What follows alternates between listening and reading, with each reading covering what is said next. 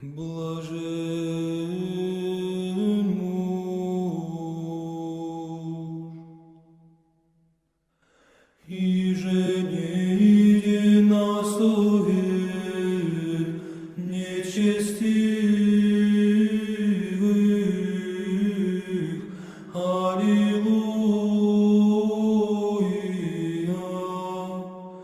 И путь нечестивых погибнет.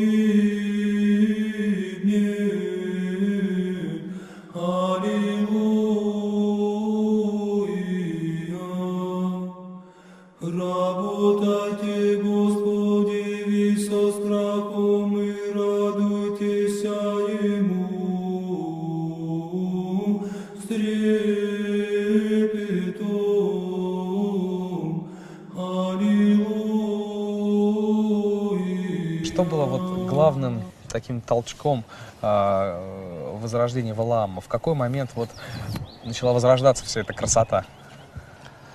Но я сам приехал 6 февраля 1993 году вместе с наилюбимейшим владыкой Панкратием.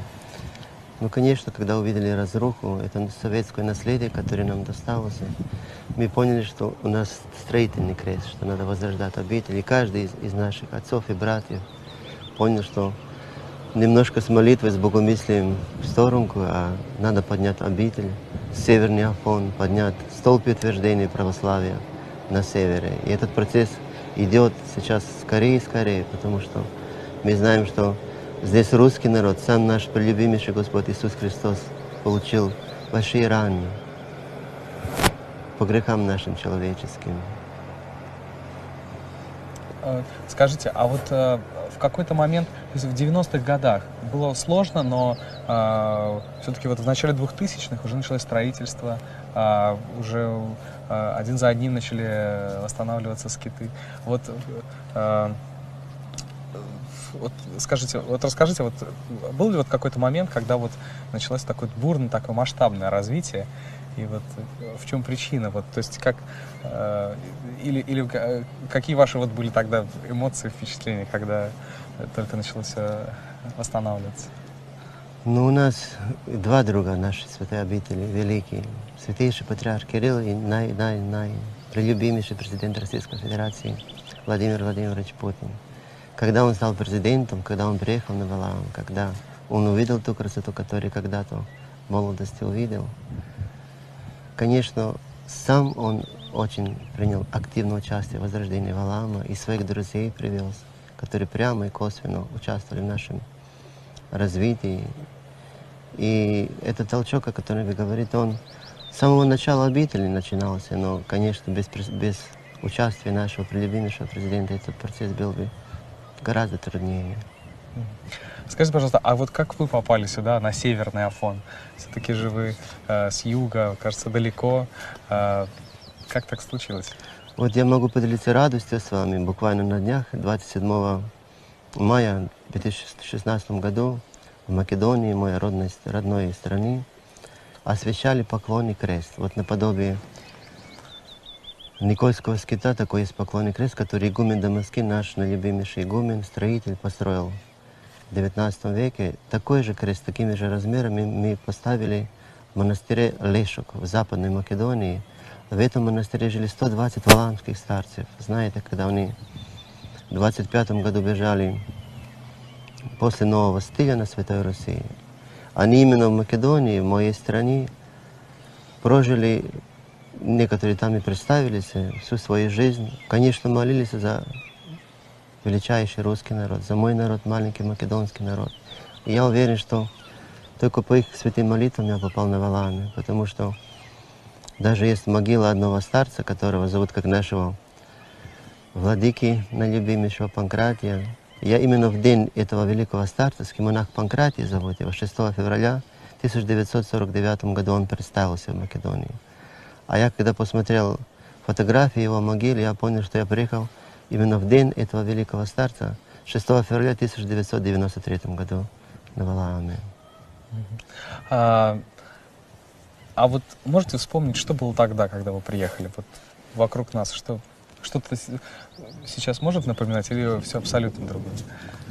Но это трудно об этом вспоминать, потому что мы получили практически руины. Монастырь был запустынный, в верхнем храме были дырки по полметра. Никто из нас даже не мечтал, что доживет, увидит верхний храм наш восстановленным, освященным. Но Господь милостью Божией, помощью нашего прелюбимейшего президента, в 2005 году святейший патриарх Алексей, Царство Небесное, он осветил наш верхний храм, и началось возрождение нашей святой обители огромными большими темпами. А у Валаама, у Северного Афона, есть в чем уникальность его? То есть эти места же, они вот, все люди, которые сюда попадают, все говорят, что здесь о какой-то совершенно другой энергии. Вот как вы считаете, вот какая особенность вот такая главная Валаама? Но вы сами сказали, знаете, что его называют Северным Афоном. Валаам в рамках нашего православия — это столб и твердыня православия на русском севере.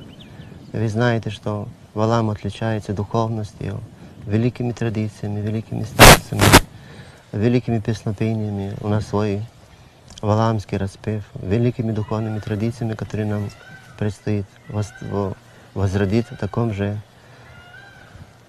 величии, которое они были. Валаам всегда отличался гостеприимством, любовью к паломникам, любовью к России, любовью к духовной жизни, к аскетизму. Сейчас на Валааме есть все условия, чтобы он был таким же, как был в XIV-XV веке.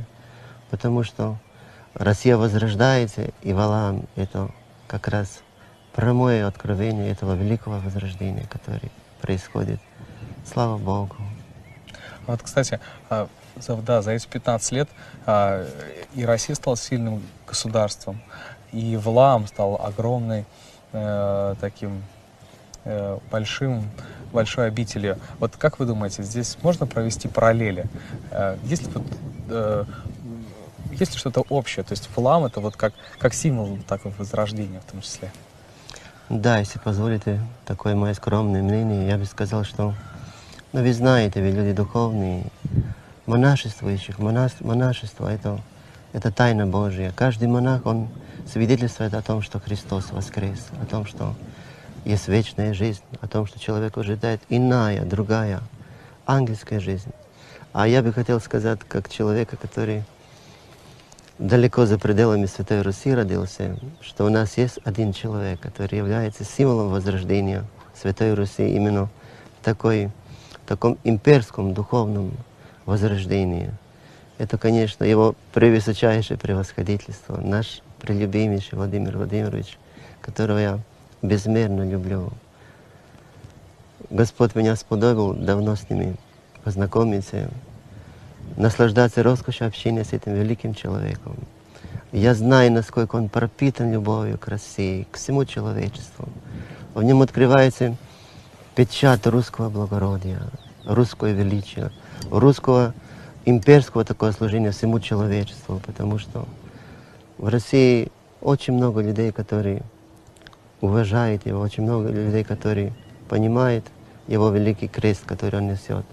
Но есть люди, которые знают его духовные подвиги. Я сподобился быть вместе, рядом с ними, молиться, наслаждаться роскошью человеческого общения.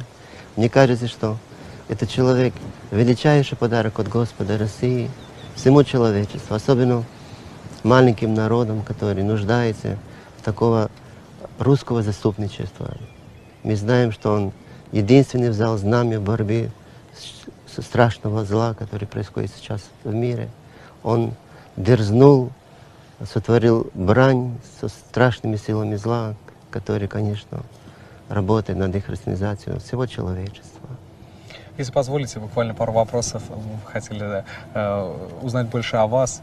Скажите, пожалуйста, вот как вы стали монахом, как решили посвятить себя служению Богу? Но это тайна Божья. Каждый человек, который становится монахом, он, наверное, с самого детства, весь его путь — это путь к Богу. Только каждый монах имеет свое время, когда Господь его призывает. У меня тоже свое время, когда Господь меня призвал. В моем роду очень много родственников. Мой дедушка усопший, Петр звали его. У него было 8 детей, очень много внуков. Я был младший внук из его самой старшей дочери. И мой дедушка, как человек, послуживший Богу много-много лет до самой смерти, он знал свою кончину. И когда ему надо было представиться Богу, Господь ему открыл кончину. А у меня старший брат, на 6 лет старше меня. Он говорит моему старшему брату: а ты завтра в 9 утра будешь дома? Он говорит: да, дедушка, буду. Он говорит: второй раз тебя спрашивает: ты будешь дома? Он говорит: буду, дедушка. Он говорит: третий раз тебя спрашивает: ты будешь дома? Говорит: да, конечно, буду, дедушка.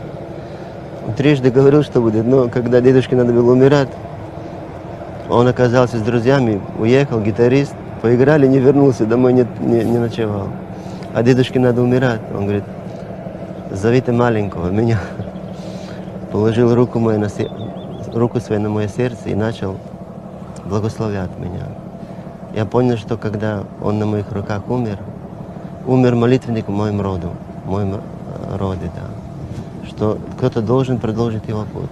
Через 40 дней после его смерти я уже был в монастыре. Оставил карьеру инженерную, оставил родителей, страну. Ну вот пришло время. Но есть и другие интимные моменты, которые не открываются. Это интим монаха, это тайна.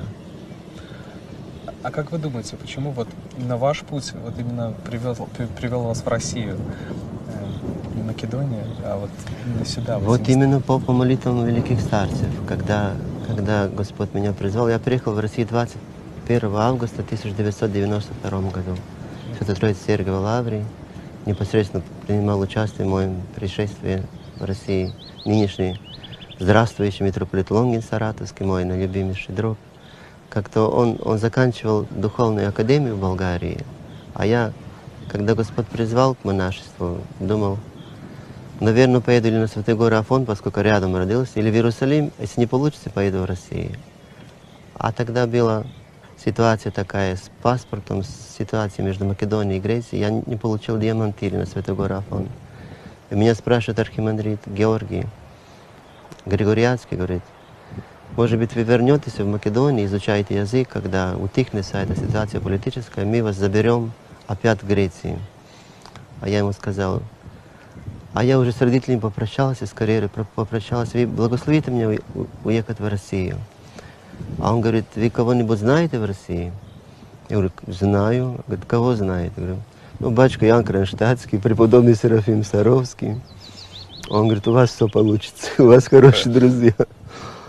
И вот по его благословению я попал в Россию, попал в Свято-Троице Сергиевой Лавре, величайший наш духовник, наилюбимейший батюшка архимандрит Кирилл Павлов меня благословил. Сначала остаться в Лавре, а потом приехать на Валаам, когда наш владыка стал игуменом Валаама. Спасибо вам огромное за интервью. Спасибо. Спасибо, что нашли время. Спасибо вам большое. Спасибо.